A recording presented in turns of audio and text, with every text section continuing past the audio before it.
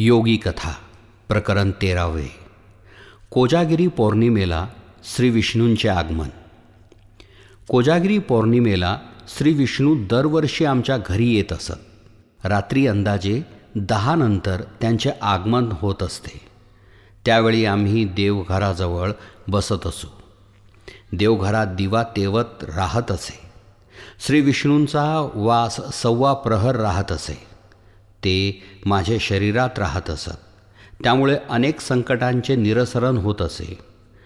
माझ्या पत्नीला त्यांनी दीक्षा दिली होती व गुरुमंत्र दिला होता. एका कोजागिरी पौर्णिमेला 3 मुलांना पत्नीने गुरुमंत्र दिला होता. त्यावेळीही श्री विष्णू उपस्थित होते. माझ्या मोठ्या मुलाच्या जीवावर संकट होते. त्या दिवसाची कल्पना होती म्हणून त्या दिवशी त्याला घराबाहेर जाऊ दिले नाही. एका इमारतीचे लेआउट देणे अर्जंट होते. संबंधित ठेकेदार महादा धबडधाव आमच्या घरी आले होते. त्यांना आम्ही समजावून सांगितले की आज माझा मुलगा येऊ शकत नाही, उद्या येईल. ते नाराज होऊन परत गेले. परंतु मी मोठ्या मुलाला घराबाहेर जाऊ दिले नाही. रात्री अंदाजे 10च्या सुमारास मी घराच्या वरच्या खोलीत बसलो होतो.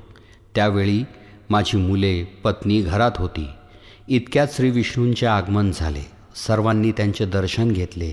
त्यांनी सांगितले की निश्चिंत राहा, आता संकट टळले आहे. त्यावेळी श्री विष्णूंना वस्त्र अर्पण करण्यात आले. त्यावेळी त्यांनी मुलांना त्यांचा फोटो काढून घेण्यास सांगितले. त्यावेळी मोबाईलमध्ये फोटो घेतला. त्यांची पूजा आमच्या घरी देवघरात केली जाते. ज्यावेळी आमच्या कुटुंबावर संकट असायचे त्यावेळी श्री विष्णू व श्री नीलनाग प्रकट व्हायचे. त्या संकटाची पूर्वसूचना मिळून त्यावर उपायही व्हायचे. आमच्या कुटुंबाला त्यांचा भक्कम आधार होता. माझा मधला मुलगा श्याम याला रुपाली, सोनाली, सानिका या 3 मुली होत्या. मुलगा नव्हता. त्यामुळे मुलगा असावा ही सर्वांची इच्छा होती. भगवंताकडे मागणी केली. श्यामला 24 मार्च 2007 रोजी रामनवमीला मुलगा झाला. सर्वांना आनंद झाला.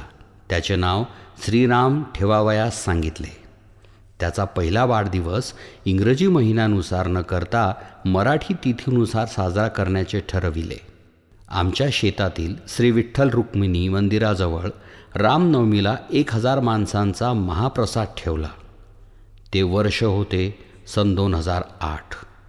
त्यानंतर दरवर्षी आमच्या शेतात रामनवमीला महाप्रसाद होतो. तेव्हापासून आमच्या शेतात रामनवमी उत्सव सुरू झाला. तो अखंडपणे सुरू आहे.